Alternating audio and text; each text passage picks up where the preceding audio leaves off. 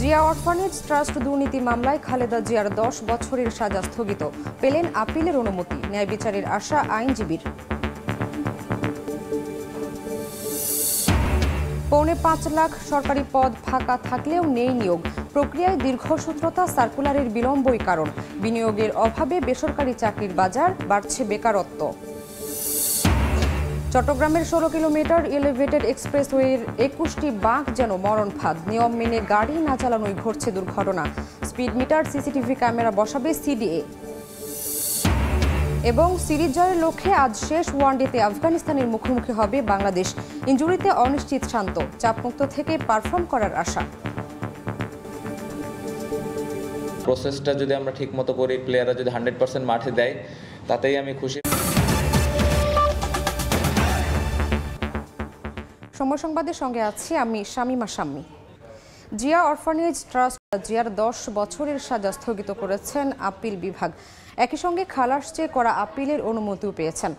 সকালে আপিল বিভাগের জ্যেষ্ঠ বিচারপতি আশফাকুল ইসলামের নেতৃত্বে 3 বিচারপতির আপিল বেঞ্চে খালেদা জিয়ার 2টি সমস্ত কিছু বিচার বিশ্লেষণ করে আদালত আজকে আদেশ দিয়েছেন যে আপিল তে অ্যালাউ করেছেন প্রাথমিকভাবে, এবং এই ফ্যাসিস্ট সরকারের পক্ষ থেকে, তারপরে জুডিশিয়ারির পক্ষ থেকে এবং দুদকের অনুরোধে দেয়া হয়েছিল, এবং সেই আদেশগুলো, রায়গুলো মাননীয় আদালত স্থগিত ঘোষণা করেছেন। দেশনেত্রী বেগম খালেদা জিয়ার বিরুদ্ধে রাজনৈতিক ভাবে প্রতিশোধ পরায়ণতা হয়ে হাইকোর্ট ডিভিশন প্রতিহিংসার বশবর্তী হয়ে হাইকোর্ট ডিভিশন রায় দিয়েছিলেন। অন্যথায় এভিডেন্সে না গিয়ে it's a paper trust, family অনেক ধরনের কথা বলেছেন। আমরা সে ব্যাপারে যেতে চাই না। আমরা শুধু একটা কথাই বলবো, আইন বহির্ভূত 5 বছরের সাজা 10 বছর করেছেন। 5 বছরের সাজাই দেওয়া যায় না, কারণ ইট ওয়াজ এ প্রাইভেট ট্রাস্ট, কোনো এভিডেন্স ছিল না। এ বিষয়ে আরো তথ্য জানাতে হাইকোর্ট প্রাঙ্গণে আছেন রিপোর্টার আফজাল হোসেন। সরাসরি যাচ্ছি তার কাছে।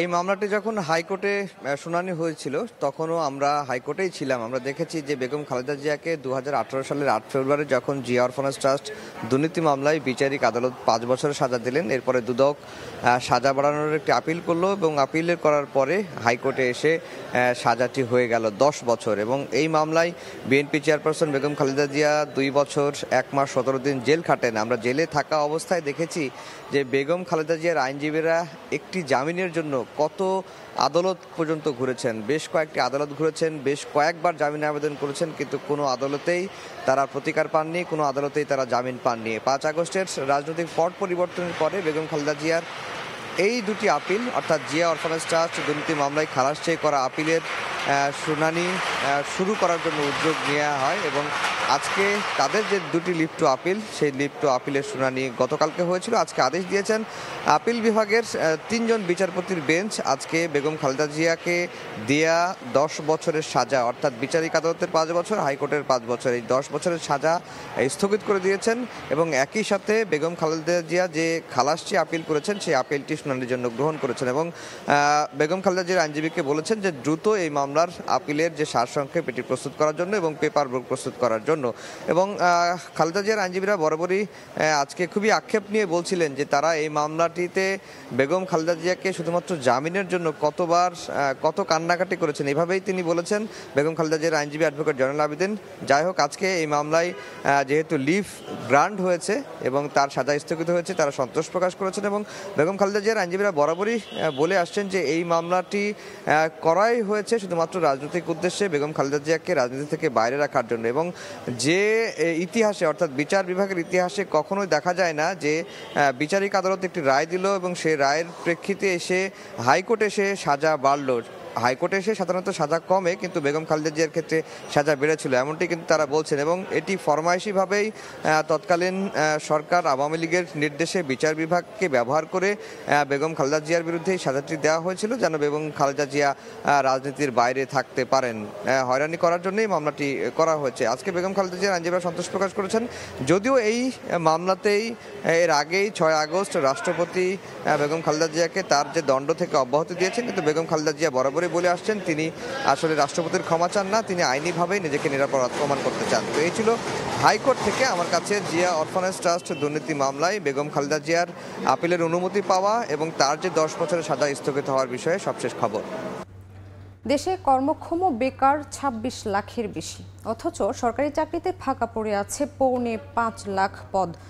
জনপ্রশাসন মন্ত্রণালয় বলছে ধীরে ধীরে কমিয়ে আনা হবে শূন্য পদ। চলতি মাসেই হতে যাচ্ছে ৪৭তম বিসিএসের নিয়োগ বিজ্ঞপ্তি। বিশেষজ্ঞরা মনে করেন নিয়োগ প্রক্রিয়ায় জটিলতা ও সময় ক্ষেপণ কাটানো আর জনপ্রশাসনকে স্বাধীনভাবে কাজ করতে দিলে অনেকটাই সম্ভব হচ্ছে সরকারি পদ পূরণ করা। ফারুক ভূঁইয়া, রবিনের রিপোর্ট। সব বাইরের দিকে একটা আসলে একটা হতাশা, আমি আমার চাকরি হবে কোন সময়। সেম আমার জিনিসটা, আমার পরিবার আমার দিকে তাকায় আছে, কিন্তু আমি কোন সময় যে চাকরি পাবো ওইটা কোনো নিশ্চয়তা পাচ্ছি না। গভর্নমেন্ট জব আমাদের কাছে একটা সোনার হরিণের মতো, কিন্তু সেই গভর্নমেন্ট জবের আমরা ঢুকতে পারছি না, কারণ হচ্ছে একটি বিশাল দীর্ঘসূত্রিতা এখানে আছে। এতে দেখা যাচ্ছে যে আমরা যারা পড়াশোনা শেষ করছি আমাদের ভিতরে একটা হতাশা, ডিপ্রেশন তৈরি হচ্ছে। দেশে হন্যে হয়ে চাকরি নামে সোনার হরিণের পেছনে ছোটা এমন বেকারের সংখ্যা ২৬ লাখের বেশি। কিন্তু সরকার একটু উদ্যোগী হলে নতুন কোনো পদ সৃষ্টি না করেই বেকারত্বের অভিশাপ থেকে মুক্তি দিতে পারে প্রায় ৫ লাখ তরুণ তরুণীকে। জনপ্রশাসন মন্ত্রণালয়ের সাম্প্রতিক এক প্রতিবেদন বলছে, সরকারি চাকরির প্রথম ও দ্বিতীয় গ্রেডে প্রয়োজনের তুলনায় বেশি কর্মকর্তা থাকলেও বাকি ১৮টি গ্রেডেই রয়েছে ৪,৭৩,০০০ শূন্য পদ। পরিসংখ্যান অনুযায়ী প্রথম শ্রেণী বা নবম গ্রেড পর্যন্ত ফাঁকা পদ প্রায় ৬৬,০০০। এর দ্বিগুণের বেশি শূন্য পদ ১০ থেকে ১২ নম্বর গ্রেডে, আর প্রায় ১.৫ লাখ পদ ফাঁকা পড়ে আছে ১৩ থেকে ১৬ নম্বর গ্রেডে। অন্যান্য গ্রেডে পদ ফাঁকা ১.৫ লাখের বেশি। অবশ্যই এটা সাংঘর্ষিক চিত্র। আসন যদি ফাঁকা থেকে যায় আর এদিকে আমরা যদি সেটা না পাই, অবশ্যই এটা তো সংঘর্ষ তৈরি তো করবে। ডেফিনেটলি হতাশাজনক। এরকম থাকার তো কথা না। আপনি যদি সিস্টেমেটিক ওয়েতে আগান তাহলে শূন্যপদ কেন থাকবে? আমরা তো চাকরি খুঁজতেছি, তাহলে আবার শূন্যপদ থাকে কিভাবে? আমরা চাকরি দরকার, আমরা চাকরি করব, পদ শূন্য থাকার তো দরকার নেই। শূন্য পদে নিয়োগের ক্ষেত্রে সবচেয়ে পিছিয়ে সরকারের বিভিন্ন বিভাগ ও অধিদপ্তর, সংখ্যাটি প্রায় ৩ লাখ। ১.৫ লাখের বেশি ফাঁকা পদ নিয়ে পরের অবস্থানে স্বায়ত্তশাসিত সংস্থা ও কর্পোরেশন। বিভাগীয় ও জেলা প্রশাসক কার্যালয়ে ১৩,৯৩৫ পদ শূন্য থাকলেও নেওয়া হচ্ছে না জনবল। আর মন্ত্রণালয় পর্যায়ে ফাঁকা পদের যোগফল ৬,৬২৪টি। চরম বেকারত্ব থাকার পরও কেন সরকারি চাকরিতে এত পদ ফাঁকা? বিশ্লেষকরা মনে করেন নিয়োগ প্রক্রিয়ায় দীর্ঘসূত্রতা, সার্কুলার দিতে বিলম্ব, প্রতিষ্ঠানগুলোর নিয়োগ কার্যক্রমে বাইরের হস্তক্ষেপ এর কারণ। নিয়োগ বিধিগুলি হালনাগাদ না থাকায় লোক নিয়োগে কিন্তু সমস্যা হচ্ছে। দ্বিতীয়ত হয়েছে তদবিরটা যদি বন্ধ করা যায়, রাজনৈতিক হস্তক্ষেপটা যদি বন্ধ করা যায়, অনেক নিয়োগকারী কর্তৃপক্ষই কিন্তু তখন সাহস পাবে লোক নেওয়ার। অনেক পদ খালি, কিন্তু আপনি বিভিন্ন পারমিশন নিতে নিতে আর এটা হয়ে ওঠে না, দীর্ঘসূত্রিতায় পড়ে যায়। তারপরে লং একটা ওয়ে যায় তার অ্যাপয়েন্টমেন্ট হওয়া পর্যন্ত। জনপ্রশাসন মন্ত্রণালয় বলছে ধাপে ধাপে সব শূন্যপদ পূরণে আন্তরিক অন্তর্বর্তী সরকার। আর চলতি মাসেই হতে যাচ্ছে ৪৭তম বিসিএস এর বিজ্ঞপ্তি। ৩০শে নভেম্বরের মধ্যে ৩,৪৮৭টা পদে আপনার বিজ্ঞাপন যাবে। এটি হলো 9 গ্রেড পদের জন্য। তো আমাদের অন্যান্য গ্রেডেও বিজ্ঞাপন হবে। এই শূন্য পদগুলো পূরণ করার পরিকল্পনা সরকারের আছে। সবশেষ জনশুমারি অনুযায়ী দেশে ১৫ থেকে ২৯ বছর বয়সী জনসংখ্যা ৪,৭৪,০০,০০০, যা মোট জনগোষ্ঠীর ২৮%। প্রতি বছর অসংখ্য তরুণ তরুণী উচ্চশিক্ষার গণ্ডি পার হলেও নিশ্চিত হচ্ছে না পর্যাপ্ত কর্মসংস্থান। বিপরীতে ফাঁকা পড়ে আছে লাখ লাখ সরকারি পদ। আর এই পরস্পর বিরোধী অবস্থা ফুটিয়ে তুলছে রাষ্ট্রীয় অব্যবস্থাপনার চিত্র। আর এখানেই বড় ধরনের সংস্কার চান নাগরিকরা। ফারুক ভূঁইয়া, রবিন, সময় সংবাদ, ঢাকা।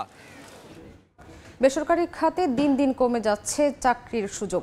অর্থনৈতিক সমীক্ষার প্রতিবেদন বলছে গত বছরের তুলনায় বেসরকারি খাতে বিনিয়োগ কমেছে 0.50% বেশি। এতে যেমন নতুন নতুন কর্মসংস্থানের সৃষ্টি হচ্ছে না, তেমনি কমে যাচ্ছে আগের চাকুরি বাজারও। উদ্যোক্তারা বলছেন কর কাঠামো থেকে শুরু করে নীতিমালা ব্যবসা বিরোধী। অন্যদিকে অর্থনীতিবিদরা মনে করেন চাহিদা অনুযায়ী বেসরকারি খাতের জন্য প্রশিক্ষিত কর্মী সৃষ্টি করা হচ্ছে না। সাইফুল ইসলামের রিপোর্ট। সরোয়ার জামান মাহিদ ৩ বছর আগে ইলেকট্রিক্যাল ও ইলেকট্রনিক প্রকৌশল বিষয়ে অনার্স মাস্টার্স শেষ করেছেন।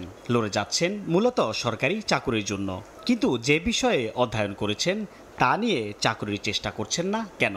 বাংলাদেশ কর্ম কমিশন এই প্রতিষ্ঠানের যে অগ্রগতি, একটি নিয়োগ বিজ্ঞপ্তি থেকে সেটি সুপারিশপ্রাপ্ত পর্যন্ত যে ৩ থেকে ৪ বছর একটা লেন্দি প্রসেস, এটার অবসান হোক। বাংলাদেশ পরিসংখ্যান ব্যুরো BBS এর তথ্য বলছে দেশে বর্তমানে বেকার রয়েছে 25,82,000। এর মধ্যে উচ্চশিক্ষা শেষ করা বেকার 31% বা প্রায় 8 লাখ।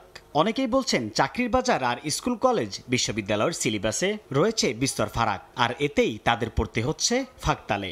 সরকারি খাতে চাকরি না পেয়ে যখন বেসরকারির দিকে ঝুঁকতে যাই, তখন সর্বপ্রথম যেটা তারা বলে যে আমাদের এক্সপিরিয়েন্স লোক লাগবে। কর্মসংস্থান সৃষ্টির লক্ষ্যে যারা অবদান রাখতে চায় বা রেখেছে বিগত দিনে, তারাও একটা হতাশাজনক অবস্থায় আছে।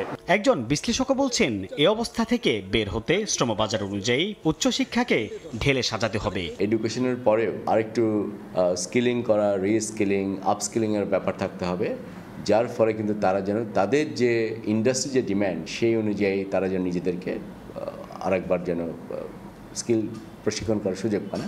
বর্তমানে আবার বেসরকারি খাতে বিনিয়োগ কমার চিত্রও দেখা যাচ্ছে। বাংলাদেশ অর্থনৈতিক সমীক্ষার তথ্য, গেল অর্থবছরে এই খাতে বিনিয়োগ হয়েছে জিডিপির 23.51%, যা 2022-23 অর্থবছরের চেয়ে 0.67% কম। ফলে সৃষ্টি হচ্ছে না নতুন নতুন চাকরি সুযোগ। আমাদের নিজস্ব পাওয়ার উৎপাদন করব, ক্যাপটিভ পাওয়ার দেওয়া বন্ধ। তার সাথে নতুন করে যোগ হয়েছে যে ব্যাংকিং খাতের যে একটা ক্রাইসিস, যে ইনভেস্টমেন্ট প্রায় বন্ধ বললেই চলে, ডলার ক্রাইসিস, এলসি খুলতে পারছে না, ফলে বিনিয়োগের তো অবস্থাই নাই। আমাদের পাওয়ার এক একজনের সেনশন করা আছে, সেখান থেকেও যদি নাকি আমরা করতে চাই, সেখানে সবচেয়ে বড় বাধা হলো যে আমাদের সরকারের নীতি। BBS এর তথ্য, দেশে 78% তরুণী নিজের কর্মসংস্থান নিয়ে উদ্বিগ্ন। সরকারি চাকরি পাওয়ার জন্য বছরের পর বছর লড়াই করে হতাশ হয়ে বেসরকারি চাকরির পেছনে ঝুঁকছেন চাকরি প্রত্যাশীরা। তখন নতুন বিনিয়োগে আগ্রহ হারাচ্ছেন উদ্যোক্তারা। সংশ্লিষ্টরা বলছেন বিনিয়োগ বান্ধব পরিবেশ তৈরি করতে না পারলে দেশে বাড়বে না শিল্প খাতে কর্মসংস্থান, যা ভারী করবে নতুন করে বেকারত্বের বোঝা। সাইফুল ইসলাম, সময় সংবাদ, ঢাকা। চট্টগ্রামের প্রথম 16 কিলোমিটার এলিভেটেড এক্সপ্রেসওয়েতে রয়েছে 21টি বাঁক। অতিরিক্ত বাঁকের কারণে ঘটছে দুর্ঘটনাও। নিয়ম নীতির তোয়াক্কা না করা ও অপ্রয়োজনীয় এসব বাঁকের কারণে এক্সপ্রেসওয়েটি দুর্ঘটনাপ্রবণ হয়ে উঠেছে বলে মনে করেন নগর পরিকল্পনাবিদরা। তবে কোনো ঝুঁকিপূর্ণ কিংবা বিপজ্জনক বাঁক নেই বলে দাবি প্রকল্প পরিচালকের। বিস্তারিত জানাচ্ছেন পার্থপ্রতিম বিশ্বাস। পাখির চোখে দেখা যাচ্ছে চট্টগ্রাম নগরীর লালখান বাজার থেকে পতেঙ্গা পর্যন্ত 16 কিলোমিটার দীর্ঘ এলিভেটেড এক্সপ্রেসওয়েতে রয়েছে 21টি ঝুঁকিপূর্ণ বাঁক। অপরিকল্পিত এই বাঁকের মধ্যে 4টি জায়গা বাড়ির বিল্ডিং, কাস্টমস, সলগোলা, কাঠগড় এলাকার বাঁক বেশি ঝুঁকিপূর্ণ। এই বাঁকগুলোতে চালকদের গতিসীমা না মানার মানসিকতা, বেপরোয়া গতিতে মোটরসাইকেল চালানোর কারণে ঘটছে দুর্ঘটনা। সবশেষ গত শুক্রবার মোটরসাইকেল দুর্ঘটনায় 2 যুবকের মৃত্যু হয়। 16 কিলোমিটার এলিভেটেড এক্সপ্রেসওয়ের মূল অংশের উদ্বোধন করা হয় 2023 সালের 14 নভেম্বর। ওই সময় উদ্বোধন করা হলেও শুরু হয়নি গাড়ি চলাচল। এরপর চলতি বছরের আগস্টের শেষ সপ্তাহে পরীক্ষামূলকভাবে শুরু হয় যান চলাচল। এক্সপ্রেসওয়েতে সর্বোচ্চ গতিসীমা নির্ধারণ করা হয়েছে 60 কিলোমিটার, তবে আঁকাবাঁকা অংশে গতি নির্ধারণ করা হয়েছে 40 কিলোমিটার। সরেজমিনে দেখা যায় নিষেধাজ্ঞার কোনো কিছু না মেনে বেপরোয়া গতিতে চলাচল করছে সব ধরনের যানবাহন। অতিরিক্ত বাঁক ও অত্যধিক গতিতে চালানোর মানসিকতার কারণে দুর্ঘটনা ঘটছে বলে মনে করেন চালকরা। টার্নিং নিতে একটু সমস্যা হয় আর কি। বাঁকগুলোতে আপনার যে স্পিড ব্রেকারগুলো দিচ্ছে এগুলো কিন্তু হয় না, এগুলো আরো বড় দিতে হবে। নিয়ম নীতির তোয়াক্কা না করা ও অপ্রয়োজনীয় বাঁকের কারণে এলিভেটেড এক্সপ্রেসওয়েটি দুর্ঘটনার প্রবণ হয়ে উঠেছে বলে মনে করছেন নগর পরিকল্পনাবিদ। এলিভেটেড এক্সপ্রেসওয়েটি তার নিজস্ব ডিজাইনের নয়, বরং রোড অ্যালাইনমেন্ট ধরেই তারা গিয়েছে এবং অপ্রয়োজনীয় বাঁক সেখানে আছে। এটি হলো একটি ইঞ্জিনিয়ারিং ত্রুটি। এলিভেটেড এক্সপ্রেসওয়েতে কোনো ঝুঁকিপূর্ণ বা বিপজ্জনক বাঁক নেই বলে দাবি এলিভেটেড এক্সপ্রেসওয়ের প্রকল্প পরিচালকের। নিয়ম না মেনে অতিরিক্ত গতিতে গাড়ি চালানোর কারণেই দুর্ঘটনা ঘটছে বলেও জানান তিনি। এদিকে দুর্ঘটনা প্রতিরোধে speed monitoring camera, CCTV camera লাগানো সহ নানা পদক্ষেপ নেওয়ার কথা জানালো সিডিএ। আমরা শতভাগ ইঞ্জিনিয়ারিং প্রোটোকল মেনটেন করে, স্পেসিফিকেশন মেনটেন করে, ওয়ার্ল্ডে স্টো মেনটেন করে আমরা এই কাজটা বাস্তবায়ন করেছি। গাড়ি স্লো করার জন্য আমাদের বিভিন্ন ডিভাইস ইউজ করেছি আমরা, তাই যারা স্পিড লিমিটটা ক্রস করবে তারা যাতে শাস্তির আওতায় পড়ে, জরিমানার আওতায় পড়ে। রিহায়ন ও গণপূর্ত মন্ত্রণালয় টোলের হার চূড়ান্ত করলে আনুষ্ঠানিকভাবে যান চলাচলের জন্য এক্সপ্রেসওয়ে খুলে দেওয়া হবে। এই এক্সপ্রেসওয়ের নির্মাণ ব্যয় হচ্ছে 4,298 কোটি টাকা। পার্থপ্রতিম বিশ্বাস, সময় সংবাদ। গ্রাহকের সুবিধার জন্য বিদ্যুতের প্রিপেড মিটার বসানো হলেও বর্তমানে তা ভোগান্তির কারণ হয়েছে সিলেটবাসীর জন্য। গ্রাহকদের অভিযোগ, বিবিধ বিলের নামে কেটে নেওয়া হচ্ছে রিচার্জের একটি বড় অংশ। অনেক সময় লক হয়ে যাচ্ছে মিটার। এ নিয়ে বারবার অভিযোগ করেও মিলছে না কোনো সমাধান। অবশ্য শিগগিরই সংকট সমাধানের গতানুগতিক আশ্বাস বিদ্যুৎ বিভাগের। দিগেন সিংহের ছবিতে জয়ন্ত কুমার দাসের রিপোর্ট। 2004 সাল থেকে সিলেট নগরীতে বিদ্যুতের প্রিপেড মিটার স্থাপন চলছে। শুরুতে ভেন্ডিং সেন্টার মাধ্যমে বিল পরিশোধ করা হলেও বর্তমানে তা করা হচ্ছে মোবাইলের মাধ্যমে। তবে গ্রাহক সুবিধার জন্য প্রিপেড মিটার বসানো হলেও বর্তমানে পরিণত হয়েছে ভোগান্তির কারণ। নগরবাসীর অভিযোগ, বিবিধ বিলের নামে কেটে নেওয়া হচ্ছে রিচার্জের একটি বড় অংশ। অনেক সময় লক হয়ে যাচ্ছে মিটার। এ নিয়ে বারবার অভিযোগ করেও মিলছে না কোনো সমাধান। 1000 টাকা বললে 700 টাকা কেটে নেয়। মিটার ব্লক হয়ে যায়, অফিসে যাওয়া লাগে, অফিসে একটা প্যারার মাঝে তারা রাখে। অভিযোগ উঠেছে অনেক এলাকায় প্রিপেড মিটার বসাতে গ্রাহকদের জোর করা হচ্ছে। অনেক সময় দাবি করা হচ্ছে অতিরিক্ত টাকা। মাঝে মাঝে মিটার বন্ধ হয়ে বিচ্ছিন্ন হয়ে যায় বিদ্যুৎ সংযোগ। এ নিয়ে বিভিন্ন সময়ে মানববন্ধন করেছেন এলাকাবাসী। অবশ্য শিগগিরই সংকট সমাধানের গতানুগতিক আশ্বাস বিদ্যুৎ বিভাগের। ডিমান্ড চার্জ সার্ভিসের বিষয়ে একটা কমিটি হয়েছে, যেটা আমাদের এই বুয়েটের প্রফেসরের নেতৃত্বে। এই কমিটি একটা প্রতিবেদন দিচ্ছে যে এইটা কিছু করা যায় কিনা ডিমান্ড চার্জ এবং সার্ভিস চার্জটা। বিদ্যুৎ বিভাগের তথ্য মতে সিলেট সিটি কর্পোরেশন এলাকায় বিদ্যুৎ উন্নয়ন বোর্ড এ পর্যন্ত 1,57,093টি প্রিপেড মিটার স্থাপন করেছে। জয়ন্ত কুমার দাস, সময় সংবাদ, সিলেট। দেখছেন সময় সংবাদ। হযরত শাহজালাল আন্তর্জাতিক বিমানবন্দরে প্রবাসী কল্যাণ লাউঞ্জ উদ্বোধন শেষে বক্তব্য রাখছেন অন্তর্বর্তী সরকারের প্রধান উপদেষ্টা ডক্টর মোহাম্মদ ইউনূস। সরাসরি যাচ্ছে সেখানে। এটার প্রধান কারণ দুজনেরই, যেটা প্রধান অনুভব করেছে আসা যাওয়ার পথে, এই বিমানবন্দরটা আমাদের সবার ব্যবহার করতে হয়। আমাকেও প্রায় আসা যাওয়া করতে হয়। খুব মনে কষ্ট লাগে যখন প্রবাসীদের দেখি এখানে যাওয়ার চেষ্টা করতেছে, প্লেন ধরার চেষ্টা করতেছে। মনেগুলো কতগুলো অপরাধী, তারা একটা অপরাধ করেছে, এই জন্য তাদের শাস্তি দেওয়া হচ্ছে। মনে কষ্ট লাগার কারণ হলো আপনাদের দিয়েই তো দেশ চলে, আপনাদেরকে তো মাথার উপরে রাখা, অপরাধী করে রাখা। এরকম ভাবখানায় যে তোমরা নিজেদের টাকা রোজগার করতেছো, তোমাদের ব্যাপার, আমাদের দিয়ে তাতে অথচ টাকা যেটা রোজগার করছে না বাংলাদেশের জন্য রোজগার করতেছে, বাংলাদেশে আসছে। আপনারা কষ্ট করে টাকাটা রোজগার করে আনেন, দুর্ভাগ্য হলো দেশের এই টাকা আরেকজনের পাচারের আটকে নিয়ে যায়। এইটাই হলো আমাদের দুর্ভাগ্য। সেটার দিকেও আমাদের খেয়াল রাখতে হবে। আপনাদের টাকা যেন দেশের কাজে রাখে, সেই টাকা আপনারা রোজগার করেন। আপনাদের যে প্রাপ্য, যে সম্মান, সেই সম্মানটুকু যেন জাতি দিতে পারে, সেই সম্মানটুকু দেওয়ার জন্য আজকে প্রথম পদক্ষেপ হল। আমরা আশা করি আরো বহু রকমের পদক্ষেপ নেওয়া হবে, যাতে করে আপনারা এখানে এসে মনে করবেন আপনারা বাড়িতে আছেন, শান্তি আছেন, সবাই আপনাদের দেখভাল করতেছে, সবাই আপনাদের সেবা শুশ্রূষা করতেছে। আপনার জন্য কোথায় যেতে হবে, কি করতে হবে, হারিয়ে যেতে হবে না। আপনি নিশ্চিন্ত মনে বসে থাকবেন, আপনার প্লেন যেখানে সেখানে আপনাকে নিয়ে যাবে। অর্থাৎ আপনি এখানে মেহমানের মতো থাকবেন, আপনি সম্মান নিয়ে থাকবেন। আপনাকে এই প্রাপ্য, আপনার প্রাপ্য বুঝিয়ে দেওয়ার জন্য এই প্রচেষ্টা। যাতে করে এই আমরা আজকে যেটা শুরু করলাম সূত্রপাত মাত্র, এটা ক্রমে ক্রমে আরো বহুভাবে প্রকাশ করা যাবে। পাসপোর্টের কথা বলেছেন উনি, পাসপোর্ট ছাপানোর কথা বলছেন। আমি সঙ্গে সঙ্গে বলতে চাচ্ছিলাম ছাপতে হবে কেন পাসপোর্ট, কি পাসপোর্ট হবে, ছাপার দরকার নেই, পাসপোর্ট এখান থেকে যাবে, আপনার টেলিফোনে চলে আসবে পাসপোর্ট, এটার জন্য লাইন করতে হবে, অফিসে যেতে হবে না। আমরা কোনো সরকারি অফিসে যেতে চাই না, কোনো দরকার নেই আমাদের সরকারি অফিস, আমাদের বাড়িতে এসে আমাদের সরকারি অফিস মানে হলো যন্ত্রণা।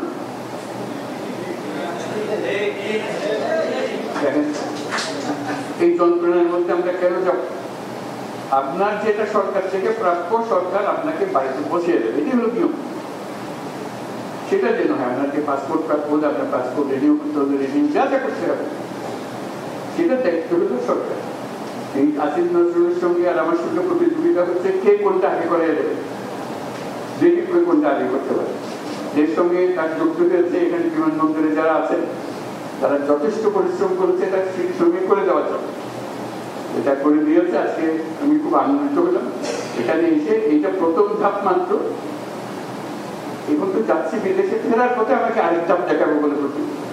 আসিফ নজরুল আশ্বাস দিয়েছে আমি ফেরার পথে আর একটা ধাপ দেখে দেবো। আপনাদের নামার ব্যবস্থা, কোথায় বসবেন, নামার পরে আসার পরে কি হবে, এখান থেকে বের হওয়ার পরে ইমিগ্রেশন দিয়ে বের হয়ে কাস্টমসে যখন যাই মনে হয় আমি কোথায় চোরাচালান নিয়ে আসছি বলে, তাই এরকম মনে হয় তাদের আমি দেশের জন্য কাজ করলাম, আমার এই হয়রানির মধ্যে ফেলেছে। এটা কোন ধরনের দেশ হল? আমাকে তো কান্দে করে নিয়ে যাওয়ার কথা। আমরা সেই ব্যবস্থা করছি যে নিশ্চিন্ত করে আপনি এখান থেকে বের হতে পারেন, এটা আপনাদের দেশ, সবার দেশ। এই সম্মানটুকু আপনি যে দেশের জন্য যে খাটাখাটনিটা করেন, দেশ আপনাদের প্রতি তার জন্য কৃতজ্ঞ, সেই কৃতজ্ঞতা দেখানোর সুযোগটা যেন আমরা পাই। এই কৃতজ্ঞতা দেখানোর সূত্রপাতটা করলাম, ক্রমে ক্রমে আলোচনা করতে পারি। আবারও দেখা হবে ইনশাআল্লাহ। সবার যাত্রা শুভ হোক এই কামনা করছি, ইনশাআল্লাহ ভবিষ্যতে দেখা হবে। সংবাদ। আজারবাইজানের রাজধানী বাকুতে শুরু হচ্ছে জাতিসংঘের জলবায়ু শীর্ষ সম্মেলন COP29। সোমবার শুরু হতে যাওয়া এই সম্মেলন চলবে 22 নভেম্বর পর্যন্ত। এবারের সম্মেলনের মূল লক্ষ্য জলবায়ু সংকটের ভুক্তভোগী দরিদ্র দেশগুলোকে আরও অর্থ সহায়তার পথ খুঁজে বের করা। বৈশ্বিক জলবায়ু সমস্যার সমাধানের লক্ষ্যে প্রায় 200 দেশের শীর্ষ নেতারা এই সম্মেলনে অংশ নেবেন। যদিও যুক্তরাষ্ট্র, চীন সহ কয়েকটি শক্তিশালী দেশের সরকার ও রাষ্ট্রপ্রধানরা COP29 সম্মেলনে উপস্থিত থাকছেন না। দেখছেন সময় সংবাদ। সিরিজ জয়ের মিশনে শেষ ওয়ানডেতে মুখোমুখি হবে বাংলাদেশ ও আফগানিস্তান। দীর্ঘ 2 মাস পর জয়ে ফেরা বাংলাদেশ আত্মবিশ্বাসী শেষ ম্যাচ নিয়ে প্রসেস ধরে রেখে সিরিজ নিশ্চিত করতে চান অধিনায়ক নাজমুল হোসেন শান্ত। সিরিজে সমতা থাকায় চাপ থাকবে 2 দলের উপর জানিয়েছেন আফগানিস্তান কোচ জোনাথন প্রপ। শারজায় ম্যাচ শুরু হবে বিকেল 4টায়। সংযুক্ত আরব আমিরাত থেকে তারেক হাসান শিমুলের রিপোর্ট। একটা জয়ের জন্য কত অপেক্ষা, অবশেষে সেই আকাঙ্ক্ষিত জয়ের দেখা পেল বাংলাদেশ। আত্মবিশ্বাসটা ফিরেছে দলে। আফগানিস্তানের বিপক্ষে শেষ ম্যাচটা এখন শিরোপা নির্ধারণী। মাত্র একদিন বাদেই শেষ ওয়ানডে। ম্যাচের আগের দিন তাই বিশ্রামে দল। শারজার উইকেটের সঙ্গে সখ্যতা হয়েছে টাইগারদের। তারপরও মিডল অর্ডার এখনও আস্থার প্রতিদান দিতে পারছে না। বড় চিন্তার জায়গা আফগান স্পিনারদের বিপক্ষে ব্যাট করতে গিয়ে নড়বড়ে মনে হয়েছে টাইগার ব্যাটারদের। সাকিব, তামিম, মুশফিকদের ছাড়া আফগানদের হারানো বাংলাদেশ বার্তা দিচ্ছে নতুন দিনের। সবাই যে প্রস্তুত তাদের দায়িত্ব নিতে। তাই শেষ ওয়ানডের আগে প্রসেস ঠিক রাখার উপর গুরুত্ব দিচ্ছেন অধিনায়ক শান্ত। তবেই জয় পাওয়া সম্ভব বলে মনে করেন তিনি। আউটকাম নিয়ে চিন্তা না করে যদি প্রসেসটা ফলো করি, বিশ্বাস করি যে প্ল্যানটা করেছে এবং একজন আরেকজন প্লেয়ারকে যদি বিশ্বাস করি তাহলে সিরিজটা জেতা সম্ভব। বাট আমি আউটকামে বিশ্বাস করি না। প্রসেসটা যদি আমরা ঠিক মতো করি, প্লেয়াররা যদি 100% মাঠে দেয় তাতেই আমি খুশি এবং আমি বিশ্বাস করি যদি আমরা প্রসেস ফলো করি এবং 100% দিয়ে আমরা ম্যাক্সিমাম ম্যাচ জিতব। শারজা ক্রিকেট স্টেডিয়াম আফগানদের হোম ভেন্যু। এখানে সবশেষ 7 সিরিজ জিতেছে তারা। কদিন আগেই হারিয়েছে সাউথ আফ্রিকাকে। বাংলাদেশ আফগানিস্তান সিরিজ সমতা ফেরায় শেষ ম্যাচ রোমাঞ্চ ছড়াচ্ছে।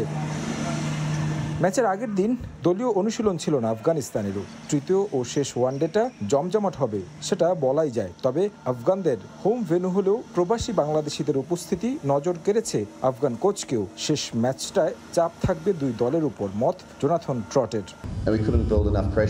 আমার মনে হয় সিরিজ এখন যে অবস্থায় তাতে চাপ থাকবে দুই দলের উপর। এই সিরিজের আগে আমরা খুব বেশি সময় পাইনি প্রস্তুতি নিতে, তারপরও ভালো করেছে ক্রিকেটাররা। শেষ ম্যাচটায় আমরা আগের ভুলগুলো করতে চাই না। আশা করি আফগানিস্তান জয় নিয়ে মাঠ ছাড়বে। এখন পর্যন্ত আফগানিস্তানের বিপক্ষে 18 ম্যাচে 11 জয় বাংলাদেশের, 7টিতে জয়ী রশিদ খানরা। তারেক হাসান শিমুল, সময় সংবাদ, সংযুক্ত আরব আমিরাত। এ পর্যায়ে শীর্ষ সংবাদগুলো জানিয়ে দিচ্ছে আরেকবার। জিয়া অরফানেজ ট্রাস্ট দুর্নীতি মামলায় খালেদা জিয়ার 10 বছরের সাজা স্থগিত, পেলেন আপিলের অনুমতি, ন্যায় বিচারের আশা আইনজীবীর। এবং ৫.৫ লাখ সরকারি পদ ফাঁকা থাকলেও নেই নিয়োগ, প্রক্রিয়ায় দীর্ঘসূত্রতা, সার্কুলারের বিলম্বই কারণ, বিনিয়োগের অভাবে বেসরকারি চাকরির বাজার, বাড়ছে বেকারত্ব।